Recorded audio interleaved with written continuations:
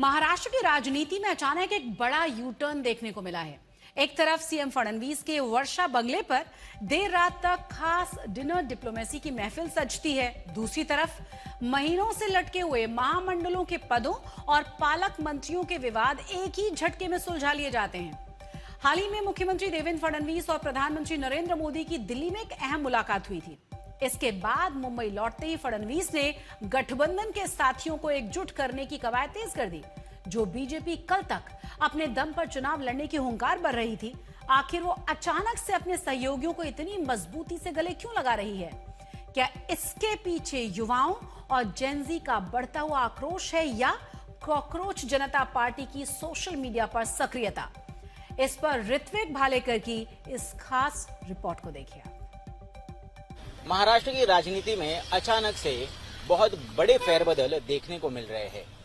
एक तरफ मुख्यमंत्री देवेंद्र फडणवीस अपने सरकारी आवास वर्षा बंगले पर डिनर डिप्लोमेसी की दावत देते हुए महफिल सजाते हैं, तो वहीं दूसरी तरफ सहयोगी दलों के साथ कई सालों से अटके पड़े महामंडलों के पद हो या तो फिर गार्डियन मिनिस्टर का विवाद हो, एक झटके में सुलझ जाता है।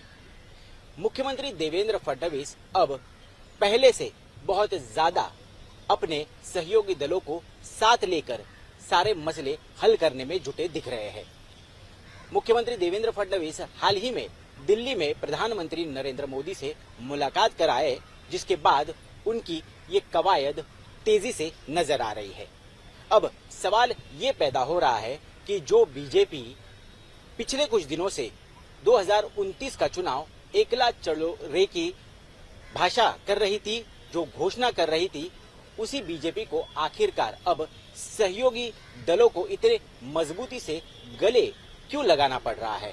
तो इसका जवाब ये है कि जेनजी और युवाओं के जो नए आंदोलन और कैंपेन सोशल मीडिया पर शुरू हो चुके हैं, जिसके बाद अब बीजेपी को ये समझ में आने लगा है कि कहीं ना कहीं युवा पीढ़ी का आक्रोश और उसके साथ अगर सहयोगी दलों के साथ भी तनातनी जारी रही तो आने वाले दिनों में उन्हें इसका राजनीतिक बहुत बड़ा भुगतान करना पड़ सकता है। और इसीलिए मुख्यमंत्री देवेंद्र फडणवीस ने कई सारे मुद्दों को हल करने की कवायद शुरू कर दी है। सबसे पहले जैसे ही वो प्रधानमंत्री नरेंद्र मोदी से मुलाकात कर आए, उसके तुरंत बाद महाराष्ट्र में नासिक और रायगढ़ जिले के गार्डियन मिनिस्टर का विवाद हल हो गया और उस पर नियुक्तियां कर दी गई है।